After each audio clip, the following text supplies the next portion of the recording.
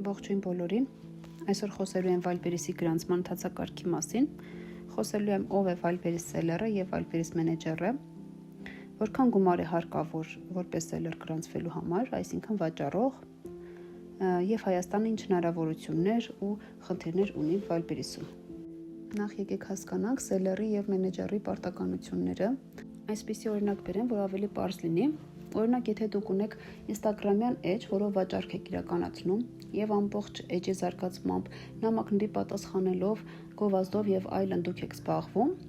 բայց մի օր որոշում եք, որ այլևս չեք ուզում էջի զարգացմամբ զբաղվել եւ դա հանձնարարում եք աշխատակցին, ով զբաղվում է ձեր էջի զարգացմամբ, նամակների պատասխանելով, գովազդով եւ այլն։ Տվյալ պարագայում դա մենեջերն է։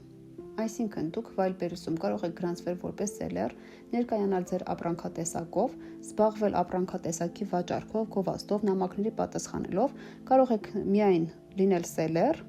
եւ ունենալ աշխատակից, այսինքն մենեջեր, որը կզբաղվի ձեր էջի զարգացմամբ, գովազդով, քարտերի պատրաստմամբ եւ այլն։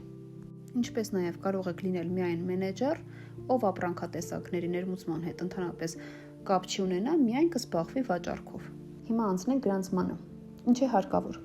Առաջին հերթին մեզ հարկավոր է ԱՁ-ի թղթիկ։ Եթե չունեք ԱԶ, մոտենում եք պետրեգիստրում եւ բացում եք ԱԶ, նաեւ կարող եք մոտենալ HiPost եւ բացել։ Ուղղակի HiPost-ում ավելի երկար է տևում, քան պետրեգիստրում։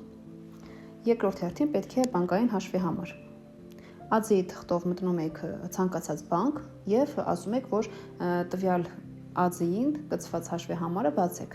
Այդ գործողությունները կատարելուց հետո 50,000 դրամ փոխանցում ենք Wildberries-ի հաշվին, այն բանկային հաշվի համարով, որը կցված էր մեր ԱԶ-ին։ Որպեսզի գրանցվելուց հետո Wildberries-ը այդ նույն գումարը 50,000 դրամը նստացնի մեր հաշվին եւ մենք կարողանանք օգտագործել դա որպես գովազդային բյուջե։ Հաջորդ վիդեոյում քայլ առ քայլ կներկայացնեմ գրանցման ընթացակարգը։